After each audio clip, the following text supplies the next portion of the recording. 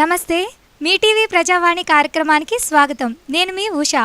మనం ఇప్పుడు గుంటూరు పశ్చిమ నియోజకవర్గ పరిధిలోని ఎన్జీఓ కాలనీలోని పార్కులో ఉన్న సీనియర్ సిటిజన్స్ గెట్ టుగెదర్ వద్ద ఉన్నాము. రాబోయే ఎన్నికల్లో ఏ పార్టీ అధికారంలోకి వస్తుందో ఇక్కడ ఉన్న పెద్దలను అడిగి తెలుసుకుందాం రండి.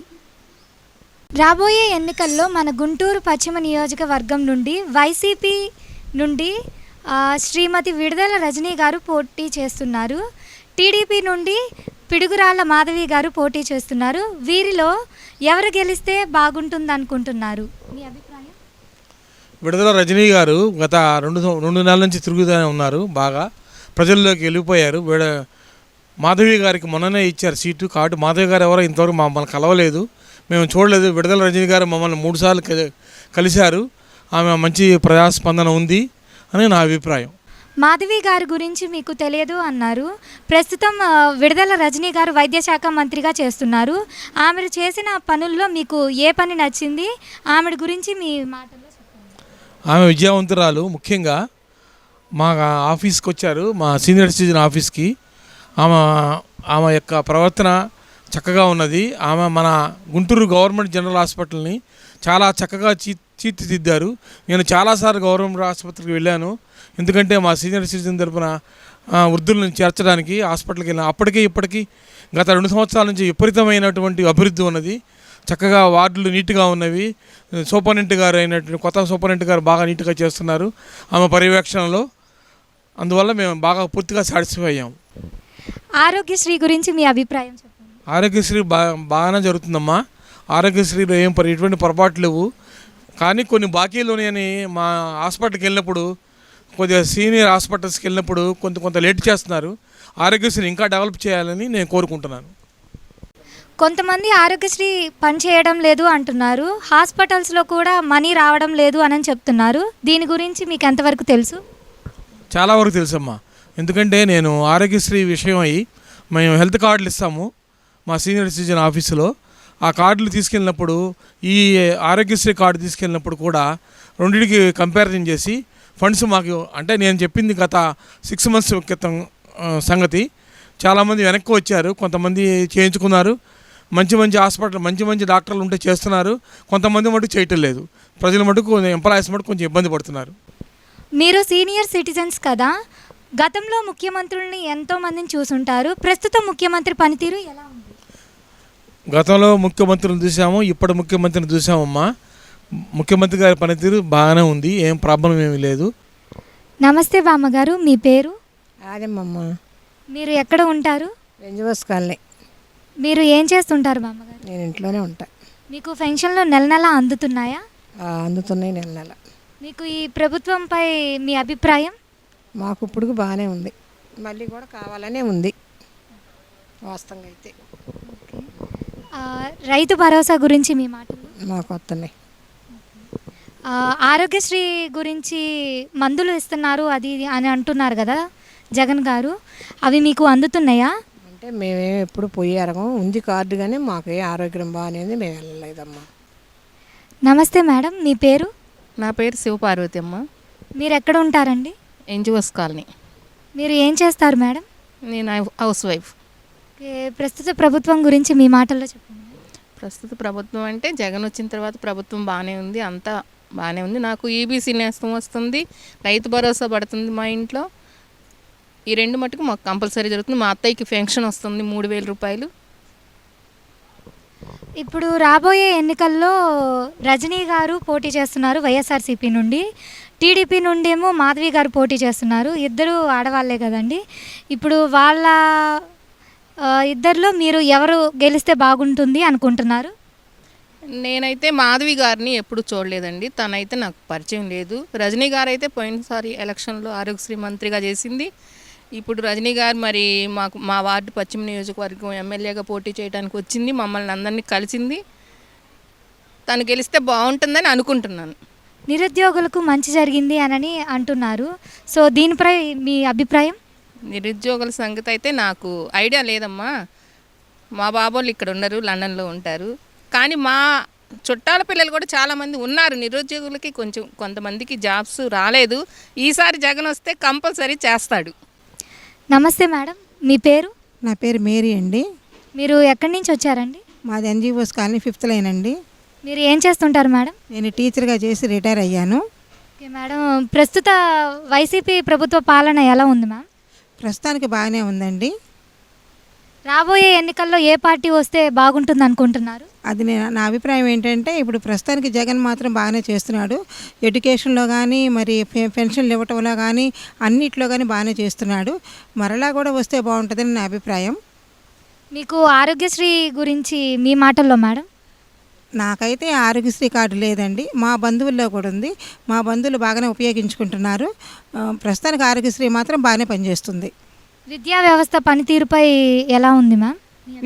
విద్యా వ్యవస్థలో మాత్రం ఇప్పుడు బాగుందండి.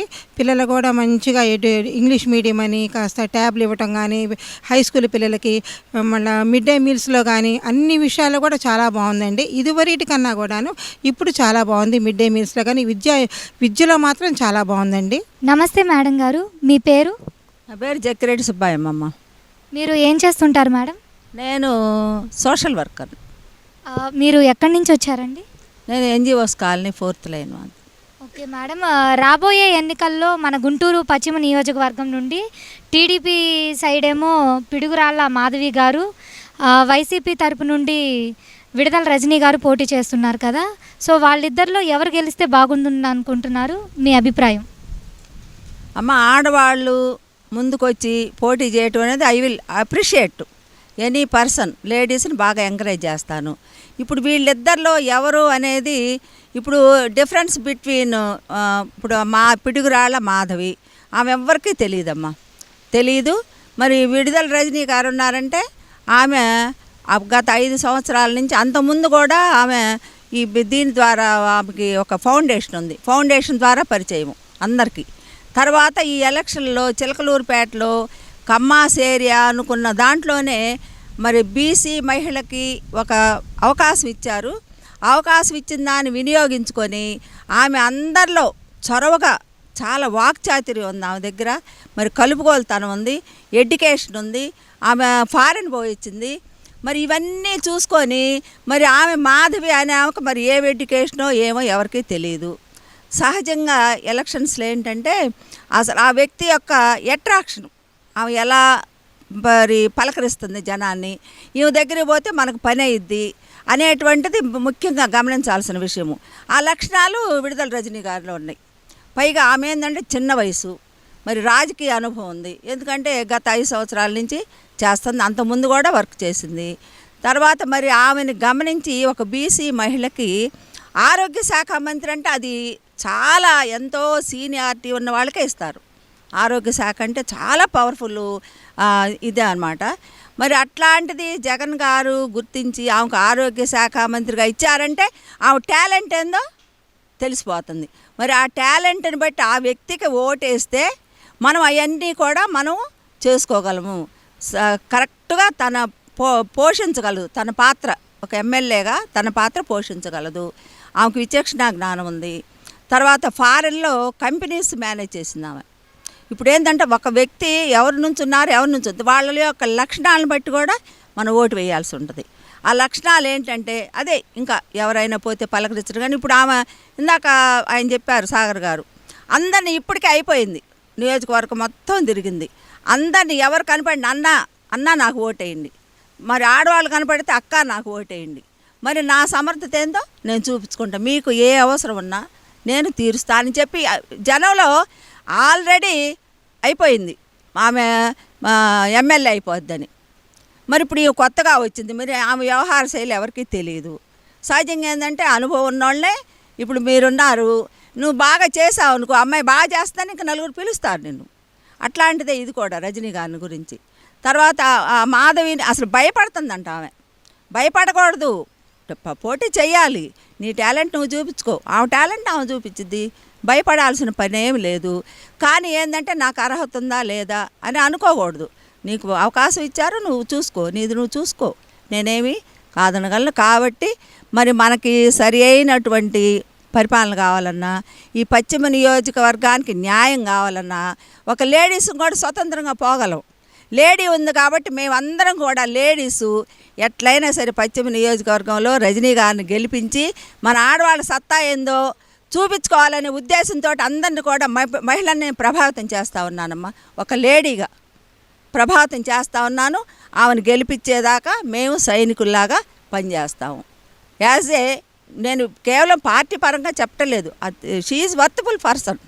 అన్ని విషయాల్లో కూడా వర్తబుల్ పర్సన్ చేసుకొచ్చుకుంటే మనం ఏ పనులైనా చేయించుకోగలం. అది మీరు పార్టీని చూసి ఓటేస్తారా లేక అభ్యర్థిని చూసి ఓటేస్తారా మేడం? అమ్మా, ఎప్పుడు కూడా పార్టీ ఒక్కటే ఉండదు, అభ్యర్థిది ఉంటుంది, తర్వాత వాళ్ళు చేసే పరిపాలన బట్టి ఉంటుంది, వాళ్ళ లక్షణాలను బట్టి ఉంటుంది. అంతేగాని అచ్చగా పార్టీని చూసి ఎవరు వేయరు. పైగా పార్టీ అధిష్టానం ఎవరు అనేది కూడా గుర్తిస్తారు. ఇప్పుడు మన జగన్ గారిని ఆయన తండ్రి రాజశేఖర రెడ్డి గారు ఎంతో పరిపాలన అనుభవం ఉన్నవాళ్ళు, వాళ్ళు పూర్వీకుల నుంచి కూడా రాజకీయవేత్తలు, బాగా బిజినెస్ పీపుల్, వాళ్ళకి బిలియనీర్స్, వాళ్ళని బట్టి కూడా కొంత ప్రభావం ఉంటుంది. ఒక 25% బ్యాక్గ్రౌండ్ బట్టి ఉంటుందమ్మా. ఒక 25% వాళ్ళు చేసే పనులను బట్టి ఉంటుంది. ఒక 25% వాళ్ళ నడవడిక, వాళ్ళు చేసే పనులు బట్టి ఉంటుంది. ఆల్మోస్ట్ 75% అయిపోయింది కదా. 75% లక్షణాలు జగన్ గారికి ఉన్నాయి. ఆయన విచక్షణ జ్ఞానంతో కూడా అభ్యర్థుల్ని నియమిస్తున్నాడు. ఆయన చేసినటువంటి పథకాలు ఇప్పటి వరకు ఏ ముఖ్యమంత్రి చేయలేదు. నా ఎక్స్పీరియన్స్లో నాకు 30 years ఎక్స్పీరియన్స్ ఉంది. మా బ్రదర్ 2 సార్లు మినిస్టర్గా చేశారు, మా ఫాదర్ ప్రెసిడెంట్గా చేశారు. ఆ ఎక్స్పీరియన్స్తో నేను చెప్తుంది ఏంటంటే, ఇతను వచ్చిన దగ్గర నుంచి కూడా చిన్న పెద్ద తారతమ్యం లేకుండా 5 ఏళ్ల పిల్లాడి దగ్గర నుంచి 90 ఏళ్ల ముసలమ్మ వరకు లబ్ధి పొందని వాళ్ళంటూ ఎవరూ లేరు. అట్లా లబ్ధి పొందినప్పుడు ఆటోమేటికల్లీ ఇప్పుడు మా మామగారు చెప్పారు, అమ్మ నాకు పెన్షన్ ఇచ్చాడుగా నేను ఓటేస్తా. ఇప్పుడు పిల్లలు ఉన్నారు, అమ్మ మా అమ్మఒడి వస్తుంది నాకు, మమ్మీ నువ్వు ఓటు వేయాలి, జగన్ గారికే ఓటు వేయాలని పిల్లలు చెప్తారు. రైతులు ఉన్నారు, రేపు మాకు ఎకరానికి 13,000 వస్తుంది, ఎవరు ఇచ్చిన వాళ్ళు లేరు కాబట్టి మేము ఓటు వేయాలి. చేసే పని బట్టే, దాన్ని బట్టే జగన్ గారు ముఖ్యమంత్రి కావాలని మేము ఆశిస్తూ ఉన్నాము. మహిళలకు ప్రత్యేకమైనటువంటి పీఠం వేశాడు ఆయన. 56 చైర్మన్ పోస్టులు, ఏ కులాల వారీగా. అసలు ఆ కులాలు ఉన్నాయని కూడా తెలియదు ఈయన వచ్చిందాకా. మరి ఎక్కడ ఏరాడో తెలియదు. ఆ కులాలకు అందరికి కూడా కార్పొరేషన్ చైర్మన్లు ఇచ్చి ఒక సముచితమైన స్థానం ఇచ్చినటువంటి మొట్టమొదటి వ్యక్తి జగన్మోహన్ రెడ్డి గారు. జగన్ ఒక సైకో అని, పథకాల పేరుతో 10 రూపాయలు ఇచ్చి 100 రూపాయలు దోచుకుంటున్నారని చంద్రబాబు గారు, పవన్ కళ్యాణ్ గారు అంటున్నారు. దీనిపైన మీ అభిప్రాయం? సైకో అంటే ఏంటో నాకు అర్థం కావట్లేదమ్మా. ఆయన టీవీలో సైకో సైకో సైకో అంటున్నాడు. ఇప్పుడు ఏంటంటే, నాలో ఏ అయితే లక్షణాలు ఉన్నాయో ఎదుటి వాళ్ళు కూడా అదే లక్షణాలు ఉన్నాయని భావిస్తాం. కాబట్టి ఈ అనేవాళ్ళందరూ సైకోలు అయితేనని ఆయన కూడా సైకో అనుకుంటున్నారు. ఆ సైకో మీనింగ్ ఏం చెప్పు? సైకో అంటే ఏంది? పిచ్చి పిచ్చిగా చేసేవాళ్ళు, మనుషులను చంపేవాళ్ళు, తర్వాత ఇళ్లల్లో వాళ్ళని ఎల్లగొట్టే వాళ్ళని సైకోలు అంటారు. ఈయనేం చేశాడండి? జనానికి అందరూ పథకాలు ఇస్తున్నా, పెన్షన్లు ఇస్తున్నా, మరి ఆరోగ్యశ్రీ పెట్టా. ఆయన సైకో ఎట్లా అవుతాడు? అనేవాడే సైకో అంటే ఆయనకు సైకో లక్షణాలు ఉన్నాయి. అనేవాళ్ళకి సైకో లక్షణాలు ఉంటేనే ఎదుటి యద్భావం సద్భావతి. నువ్వు ఏదైతే భావిస్తావో అదే జరుగుద్ది. వాళ్ళు ఆ లక్షణాలతో ఉన్నారు కాబట్టి ఆయన కూడా సైకో అనుకుంటున్నారు. దానికి నేను అసలు దానికి చెప్పలేను. ఎందుకంటావా? వాళ్ళు ఇప్పుడు నేనున్నానమ్మా, నాకు ఒక మంచి లక్షణం ఉంది, అమ్మాయి కూడా అలాంటిదే అని భావిస్తా. నాకే చెడు లక్షణం ఉందనుకో, ఆ అమ్మాయి కూడా చెడుదే అని భావిస్తా. దాన్ని బట్టి వాడు సైకో కాబట్టి ఈయన సైకో అంటున్నారు. ఆ లక్షణాలు చెప్పమనండి. ఇప్పుడు నేను ఛాలెంజ్ చేస్తున్నాను అమ్మాయి, సైకో అంటే మీనింగ్ వాళ్ళని చెప్పమనండి, నేను సమాధానం చెప్తాను. జగన్ గారు కాదు, నేనే చెప్తా సమాధానం. రాజధాని గురించి మీ అభిప్రాయం? రాజధాని అది చాలా డీప్ సబ్జెక్ట్ అమ్మా. నన్ను అడిగితే ఒకే రాజధాని ఉంటే ఈ ప్రాంత ప్రజలే అభివృద్ధి చెందుతారు. అసలు ఆ రాజధాని పెట్టిందే ఒక కులానికి మతానికి సంబంధించే పెట్టాడు ఆయన. వాళ్ళందరూ కూడా 5 కోట్లు 6 కోట్లు అమ్మారు. వాళ్ళకి ఆశ కల్పించాడు. 3 పంటలు పండే పొలాన్ని నాశనం చేసి ఈ రాజధాని పేరుతోటి రైతుల దగ్గర నుంచి తీసుకున్నాడు. వాళ్ళు అది కనుక్కోట్ల. 3 రాజధానులు ఏంటంటే 3 చోట్ల కనుక పెడితే అటుపక్క దాన్ని ఏమంటారంటే డివిజన్ ఆఫ్ లేబర్ అని ఉంటుందమ్మా ఎకనామిక్స్లో. ఎప్పుడైతే డివిజన్ చేస్తామో అభివృద్ధి ఎక్కువ జరుగుద్ది. ఇప్పుడు ఇక్కడ ఉన్నారమ్మా, 10 మందికి ఒక పని అప్పగిచ్చామనుకో, ఆ 10 మందిలో ఆ 10 మందికి చేయటం చాలా తేలిక. అదే 1000 మంది అనుకో చేయలేము. అట్లా 3 చోట్ల పెడితే ఏంటంటే 3 జిల్లా ఆ చుట్టుపక్కల ఉన్న జిల్లాలన్నీ కూడా అభివృద్ధి చెందుతాయనే ఉద్దేశంతో ఆయన పెట్టాడు. కానీ దాన్ని వక్రీకరించి ఆడవాళ్ళని రైతులని అందరిని రెచ్చగొట్టి దాన్ని చెప్పడం తెలియటల్లా. దానికి డిస్క్రిమినేషన్ అనమాట. దానికి ఇప్పుడు 3 రాజధానుల వల్ల ఉపయోగాలు ఏంటి, ఒకే చోట కాకుండా అది అసలు చాలా ఆలోచించదగ్గ విషయం అది. కానీ ఏంటంటే ప్రజలు ఒకటైతే ఆ లబ్ధి నువ్వు పొందినట్టు వాళ్ళు పొందరా, ఎప్పుడు నీ దగ్గరే ఉండాలా. ఇప్పుడు ఒక చోట హైకోర్టు పెట్టాడు, ఒక చోట అసెంబ్లీ పెట్టాడు, ఇక్కడ పెట్టాడు, 3 చోట్ల వాళ్ళకి అవకాశం కలిగేదిగా. విశాఖపట్నం వాళ్ళు ఇక్కడికి రావాలంటే ఎంతో బాధపడతారు. మరి మనం వాళ్ళలాగా మనం కూడా అదేగా, ఎప్పుడు ఇక్కడే ఉంటే మనమే పోతున్నాం, వాళ్ళు రావద్దా? అట్లా ఆయన ఆ ఉద్దేశంతో చాలా మంచి ఉద్దేశంతో పెట్టినటువంటి విషయము. కానీ ఈవెన్ ఎడ్యుకేటెడ్ పర్సన్స్ కూడా ఇది విమర్శిస్తున్నారంటే నాకు హాస్యాస్పదంగా ఉంటుంది. 3 రాజధానులు ఎందుకంటే అసలు ఎంత డెవలప్ అయ్యింది అనుకుంటున్నారు 3 చోట్ల పెట్టినందువల్ల. ఎప్పుడైనా పనిని వికేంద్రీకరణ అంటారు. అట్లా చేసినప్పుడు ఏంటంటే డెవలప్మెంట్ ఎక్కువ ఉంటుంది. ఆ డెవలప్మెంట్ తెలుసుకోక ఇక్కడ వీళ్ళు అనుకున్నట్టు వాళ్ళు అనుకోరా, అబ్బా మేము విశాఖపట్నం బాగుద్ది అక్కడ పెడితే అన్నారు. మరి విశాఖపట్నం వాళ్ళు ఇప్పుడు వస్తున్నారుగా ఇక్కడికి, వీళ్ళు అనుకోరా? అది మొత్తం ఒక సైకలాజికల్ ఫీలింగ్ అమ్మ. మానవత్వంతో అందరూ సమానమైన వాళ్ళతోటి ఇట్లాంటివి ఉన్నది. నేను మాత్రం 3 రాజధానులని సపోర్ట్ చేస్తున్నా. ఈవెన్ ఎడ్యుకేటెడ్ పని, నేను ఎంఏ సోషియాలజీ చేశాను. అసలు ఎట్లా ఉంటుంది అనేది దాని ప్రకారంగా నా ఉద్దేశం చెప్తున్నానమ్మా. అది అందరూ ఏకీభవించాలని లేదు, నా అభిప్రాయం నేను చెప్పాను. అది రాబోయే ఎన్నికల్లో మన గుంటూరు పార్లమెంటు నుండి వైసీపీ తరపున కిలారి రోషయ్య గారు, టీడీపీ తరపున డాక్టర్ పెమ్మసాని చంద్రశేఖర్ గారు పోటీ చేస్తున్నారు కదా. సో వారిలో ఎవరు గెలిస్తే బాగుంటుంది అనుకుంటున్నారు, మీ అభిప్రాయం? అమ్మా, ఇప్పుడు పార్లమెంటు అభ్యర్థి అంటే 7 నియోజకవర్గాలకి, ఇది ఎమ్మెల్యే అంటే 1 నియోజకవర్గమే. అది చాలా కష్టమైన పని. ఇప్పుడు ఏంటంటే ఆ అభ్యర్థి ఇప్పుడు కిలారి రోషయ్య గారు ఉన్నారు. ఆయన ఒక రాజకీయ అనుభవం ఉంది. ఆల్రెడీ ఆయన ఎమ్మెల్యేగా చేశారు. వాళ్ళ మామగారు మినిస్టర్గా చేశారు. ఆయన ఆల్రెడీ ఎమ్మెల్యే. పైగా ఈయన ఒక 5 సంవత్సరాలు ఎమ్మెల్యేగా చేశారు. తర్వాత అంతకుముందు ఎంపీ అభ్యర్థిగా లాస్ట్ 19th ఆయనే అనుకున్నాం. అప్పుడు ఆల్రెడీ అన్ని నియోజకవర్గాలు ఆయన తిరిగాడు. అందరికీ పరిచయం ఉంది. ఆయనకు పొలిటికల్ బ్యాక్గ్రౌండ్ ఉంది కాబట్టి ఆయన సరిగా చేయగలడనే ఉద్దేశం జనంలో ఉంది. వాళ్ళ మామ ద్వారా కానీ లేకపోతే రాజకీయ అనుభవం కానీ స్థానికుడు పైగా ఇక్కడ ఉన్నట్టు అని ప్రజల్లో అభిప్రాయం ఉంది. సరే, ఇంకా చంద్రశేఖర్ గారు అంటే ఆయన ఇక్కడ అభ్యర్థి ఇక్కడ ఉన్నా కూడా ఆయన విదేశాల్లో ఉన్నాడు. ఇప్పుడు వచ్చి ఏదో డబ్బు ఉందని మరి టీడీపీ వాళ్ళు చాలామందిని అట్లానే పెడుతున్నారు, డబ్బు ఉంటే చాలు అన్నట్టుగా. కానీ డబ్బు ఒక్కటే పనిచేయదమ్మా. లాస్ట్ ఎలక్షన్స్ అవి నిరూపించినాయి, డబ్బులుంటేనే గెలుస్తారనేది ప్రజాభిప్రాయం మాత్రం ఇప్పుడు మామూలుగా లేదు. ఎవరు ఏంటి అనేది ప్రజలు బాగా విఘ్నులై ఉన్నారు, దిట్టలైపోయారు. ఎవరికి ఓటేస్తే మనకు ఉపయోగం ఉంది, ఎవరి వల్ల మనం పోగలము. ఇప్పుడు ఆయన ఉన్నాడు అనుకో, రోషయ్య గారు ఉన్నారనుకోమ్మా, వాళ్ళ ఇంటికి పోతారు. వాళ్ళ ఇల్లు తెలుసు అందరికీ, వాళ్ళ మామయ్య తెలుసు. మరి వాళ్ళు పొన్నూరులో చేశాడు. పొన్నూరులో ఆయన్ని ధూళిపాళ్ళ నరేంద్రని ఎదిరించి గెలిచినటువంటి వ్యక్తి. అది ఉంటుంది ప్రజల్లో, అరే అంతటోడినే మరి ఎదిరించి వచ్చాడు, గెలిచాడు, ఈ సమర్థుడు అనేటువంటిది సైకలాజికల్ ఫీలింగ్ జనంలో వస్తుంది ఆటోమేటిక్గా. ఇప్పుడు ఇతనున్నాడు, అసలు ఎవరో తెలియదు, ఇంత మట్టుకు మేము చూసిన వాళ్ళం కాము. ఎక్కడో ఎందుకు ఆడవాళ్ళందరికీ రోషయ్య గారు తెలుసు. సహజంగా ఏంటంటే తెలిసిన వాళ్ళు వస్తే, అమ్మ మనకు తెలిసిన వాళ్ళు వస్తే మనం స్వతంత్రంగా పోవచ్చు, మనం ఒక పని చేయాలంటే చేయొచ్చు అనే అభిప్రాయం ఉంటుంది సహజంగా. కాస్త ఉన్నవాళ్ళు అనుకోమ్మా పోలేరు, ఆడు పోవాలన్నా కూడా అమ్మ వాళ్ళు ఏమన్నా వాళ్ళ కార్లు చూసే దొరుకుతుంటారు. అసలు నా ఎక్స్పీరియన్స్లో చెప్తున్నానమ్మా. ఇప్పుడు బాగా ఇప్పుడు ఆయన ఉన్నారనుకోండి, మా బ్రదర్ ఎమ్మెల్యేగా చేశాడమ్మా. మేము మా పేద కుటుంబమే, మాది పెద్ద ఉన్నవాళ్ళమే కాదు. ఆయన దగ్గరికి లోపలికి అసలు ఈజీగా వచ్చేవాళ్ళు. ఏంటి మన వెంకటరెడ్డి అని. ఇప్పుడు సేమ్ పొజిషన్ రోషయ్య గారికి ఉంది. మన రోషయ్యే కదా అని చెప్పి పిల్లలు పెద్దవాళ్ళు అందరూ వస్తారు. అభిప్రాయం కొంత ఉంటుంది, ఒక 25-30% అభిప్రాయంతో ఓటు వేస్తారు ఆయనకి.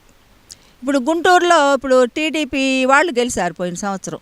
ఇప్పుడు ప్రజలు కూడా ఏమనుకుంటున్నారు, ఇప్పటి వరకు పశ్చిమ నియోజకవర్గంలో వైసీపీ రాలేదు, ఎట్లాగైనా సరే ఈసారి వైసీపీని తీసుకురావాలి. అంతకుముందు కూడా ఎంపీ అభ్యర్థి తెలుగుదేశం వాళ్ళే. ఈసారన్నా మనం మరి వైసీపీ అభ్యర్థిని తెచ్చుకుంటే మనకు ఉపయోగం ఉంటుంది అని చెప్పి ప్రజలు కొంచెం ఫిక్స్ అయ్యి అప్రమత్తులై ఉన్నారమ్మా. చాలా వరకు అప్రమత్తులై ఉన్నారు. అతను నిజమైనటువంటి న్యాయం చేయగలడనే ఉద్దేశం ఉంది. రోసయ్య గారు మాకు కూడా బాగానే తెలుసు, మాకు రాజకీయ సంబంధాలు ఉన్నాయి, మా కుటుంబ పరంగా ఉన్నాయి. కాబట్టి నేను అచ్చగా ఆయనకే సపోర్ట్ చేస్తా. ఈ చంద్రశేఖర్ గారు ఉంటే ఉందేమో తెలీదు, ఆయన కూడా మంచి ఆయనే, డాక్టర్ గారు అంటున్నారు. కానీ అతను స్థానికుడు కాదు కదా, ఎవరికి తెలియదు, ఇంత మట్టికి తెలియదు, ఎవరికి రాలా. తెలిసినటువంటి నిన్న చెప్పా కదా 25% ఇట్లుంటాయమ్మా, 25% వాళ్ళ వ్యక్తిత్వాన్ని బట్టి ఉంటుంది, 25% క్యాస్ట్ని బట్టి ఉంటుంది, ఒక 25% అక్కడ పోయిన తర్వాత మారేవాళ్ళు ఉంటారు. గెలిచే అభ్యర్థి అంటే ఒరే గెలిచేవాడు ఓటేద్దామంటారు. అక్కడ పోయిన తర్వాత 25% మార్పు వస్తుంది. నా ఎక్స్పీరియన్స్లో చెప్తున్నా. ఇప్పుడు నేను వాకిట్లో పోయి ఓటు అడగంగానే వాళ్ళు ఏ పార్టీకి వేస్తారని వేళ్ళ మీద లెక్కబెట్టి చెప్తాను నేను. ఏంటంటే అనుభవం, ఇప్పుడు ఆయనకు అనుభవం ఉంది. ఇప్పుడు ఆయన ఎక్కడో విదేశాల్లో ఉండొచ్చాడు, అక్కడ రాజకీయాలు అసలు ఉండవు, అందరూ సమానంగా ఉంటారు. ఆయన ఇక్కడ వచ్చి గెలవాలంటే కష్టం కదా. వాళ్ళు ఏంటంటే డబ్బు వెదజల్లుతారు, గెలుస్తాడనే ఉద్దేశంతో ఉన్నారు. కానీ ఈయన వ్యక్తిత్వంతో, రాజకీయ అనుభవంతో, జనంలో కలిసిపోయే మనిషి, ప్రతి వ్యక్తిని పలకరించే మనిషి. కాబట్టి ఈయన్నే సపోర్ట్ చేస్తారని నేను అనుకుంటా ఉన్నాను. మరి గుంటూరులో ఇప్పుడు మాత్రం బాగా పట్టుదలగా ఉన్నారండి అందరూ. గుంటూరు నియోజకవర్గంలో ఎంపీ అభ్యర్థి కానీ ఇప్పుడు ఆడవాళ్ళకి గుంటూరు 1లో కూడా ఆడవాళ్ళకి ఇచ్చాడు జగన్ గారు, ఇంత మట్టికి లేదు. మరి ఆ చరిత్ర తిరగరాయాలి. వైసీపీ వస్తానే ఉంది,